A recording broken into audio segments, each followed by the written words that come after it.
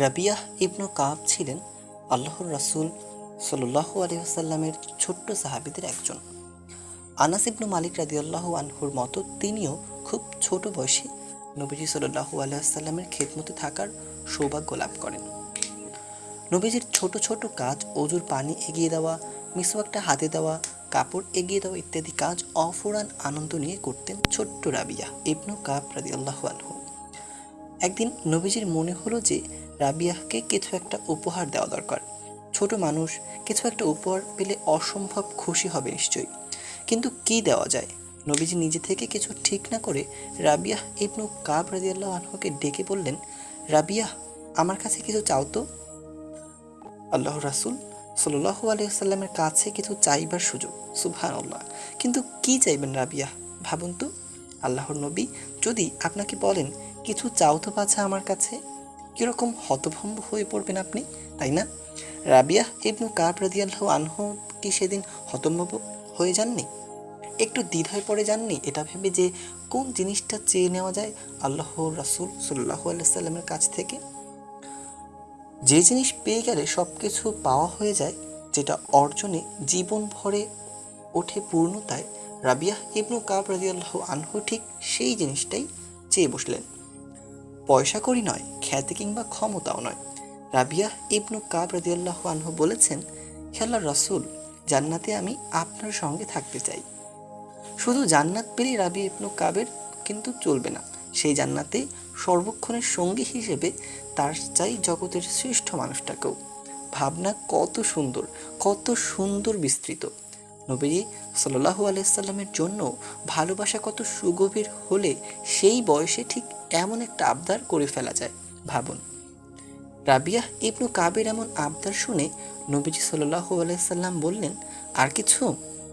ছোট্ট বয়সী রাবিয়া বললেন, জি না, আমি শুধু এটুকুই চাই।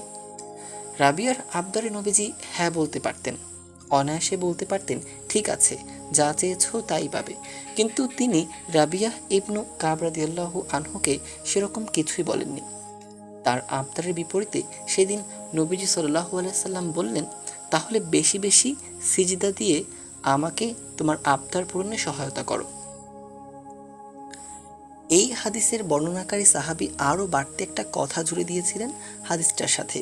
তিনি বলেছেন, নবীজি সাল্লাল্লাহু আলাইহি সাল্লাম যখন রাবিয়াহকে বেশি বেশি সিজদা দিয়ে নবীজির জন্য কাজটাকে সহজ করতে বললেন, এরপর থেকে রাবিয়াহ ইবনু কাব রাদিয়াল্লাহু আনহুকে অধিকাংশ সময় সালাতরত অবস্থায় পাওয়া যেত। সালাত আদায়ের বিন্দুমাত্র সুযোগ তিনি হাতছাড়া করতেন না। মাঝে মাঝে ওলটপালট হয়ে যায় নিত্যদিনের কর্মপরিকল্পনা। এমন দুঃসহ সময়গুলোতে ফরজ সালাত আদায় করাটাই পাহাড় ঠেলে সরানোর মতো কঠিন আর অসম্ভব কাজ বলে মনে হয়।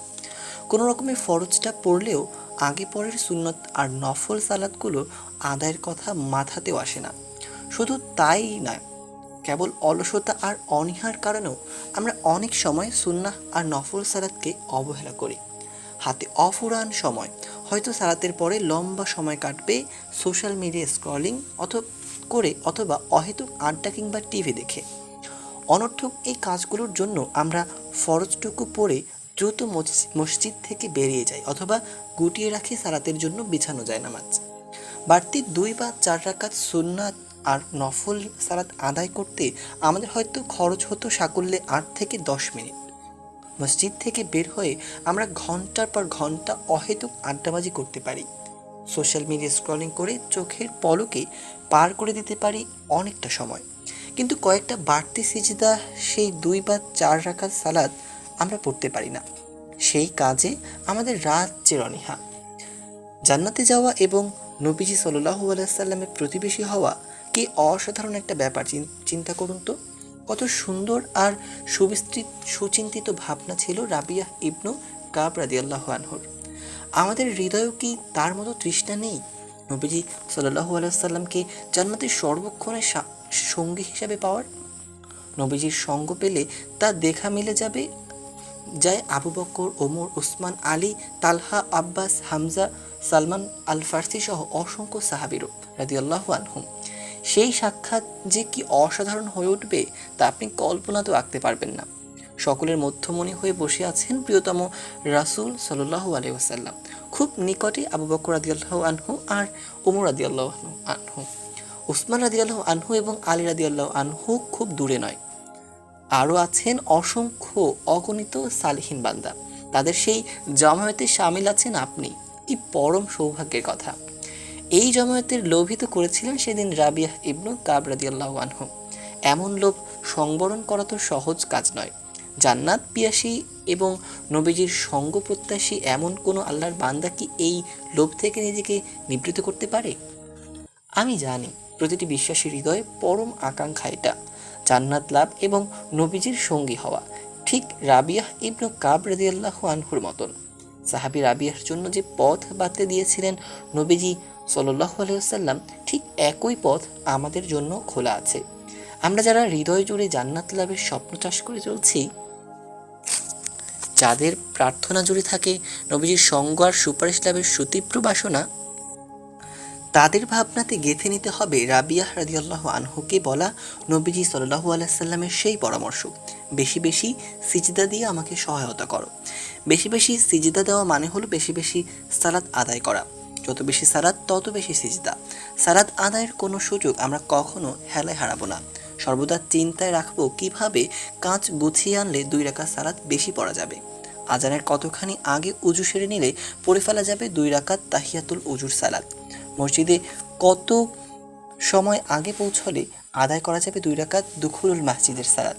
কতখানি সময় হাতে নিয়ে সালাতের প্রস্তুতি নিলে বাদ যাবে না কোনো সুন্নাহ সালাত। তাছাড়া সূর্যোদয়ের পর থেকে শুরু করে জোহরের ওয়াক্ত হওয়ার আগ পর্যন্ত দুহা আর চাশতের সালাতের সুযোগ আছে। 2 রাকাত থেকে শুরু করে ইচ্ছার সুবিধা মতো পড়া যায় এই সালাত। আর রাতে আছে তাহাজ্জুদ, সকল নফল সালাতের মধ্যে সর্বশ্রেষ্ঠ। 2, 4, 6, 8, 10, 12 রাকাত খুশি পড়া যায় তাহাজ্জুদ। দৈনন্দিন এভাবে নফল আর সুন্নাহ সালাতগুলোকে যদি আমরা যত্নের সাথে আদায় করি, তাহলে আমাদের শাফায়াতের বিষয়টা নবীজি সাল্লাল্লাহু আলাইহি ওয়াসাল্লামের জন্য অধিকতর সহজ হয়ে যাবে এবং এই সিজদাগুলো হয়ে উঠবে নবীজির সঙ্গ লাভেরও উসিলা ইনশাআল্লাহ। পরের বার যখনই শরীর আর মন সালাত আদায়ের বিরুদ্ধে বিদ্রোহ ঘোষণা করবে, একবার শুধু রাবিয়াহ ইবনু কাব রাদিয়াল্লাহু আনহুকে বলা নবীজি সাল্লাল্লাহু আলাইহি সাল্লামের সেই কথাটাকে স্মরণ করবেন, বেশি বেশি সিজদা দিয়ে আমাকে সহায়তা করো।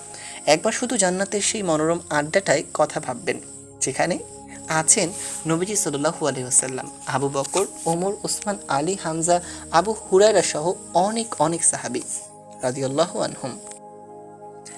আর সাথে আছেন আপনিও। দৃশ্যটা আপনার হৃদয় মনে এনে দেবে অপার্থিব পুলক।